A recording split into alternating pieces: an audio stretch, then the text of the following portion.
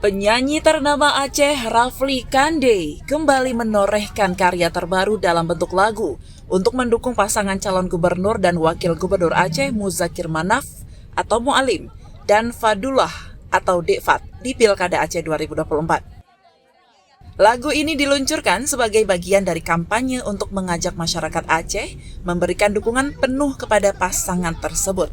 Pembuatan video klip lagu ini berlangsung di Bukit Soeharto, sebuah lokasi bersejarah di Kampung Lamreh, Kecamatan Masjid Raya, Kabupaten Aceh Besar, pada Sabtu 9 November 2024. Dalam proses penggarapannya, Rafli melibatkan berbagai pihak termasuk para relawan pasangan calon, partai koalisi, dan simpatisan pendukung Muzakir Manaf dan Fadullah. Rafli, yang juga merupakan mantan anggota DPR RI, mengajak masyarakat Aceh untuk mendukung pasangan Mualim, Dekfat, dengan kesadaran yang rasional. Ia menekankan pentingnya memilih pemimpin yang berkomitmen kuat untuk kemajuan Aceh dan mampu merangkul seluruh lapisan masyarakat. Sosok Mualim sebenarnya ini adalah sosok pemimpin yang lembut, tegas, dan penakluk. Kenapa istilah ini saya bawa? Mualim ini sabarnya luar biasa. Ya, saya ingin sampaikan seorang Mualim yang mampu menyejukkan begitu banyak rakyat Aceh. Dalam kesempatan yang sama, Wakil Ketua Komite Peralihan Aceh atau KPA Pusat Haji Kamarudin Abu Bakar turut menyampaikan pandangannya mengenai sosok Mualim. Menurut Kamarudin, Mualim adalah figur yang telah terbukti setia kepada rakyat Aceh sejak masa konflik hingga tercapainya perdamaian di provinsi ini.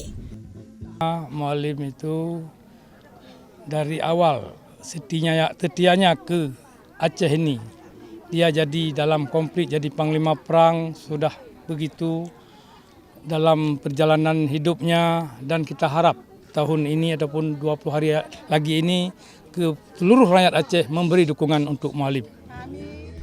Kamarudin menyebut kepemimpinan Mualim diharapkan mampu membawa Aceh ke arah yang lebih baik melalui pemilihan kepala daerah mendatang.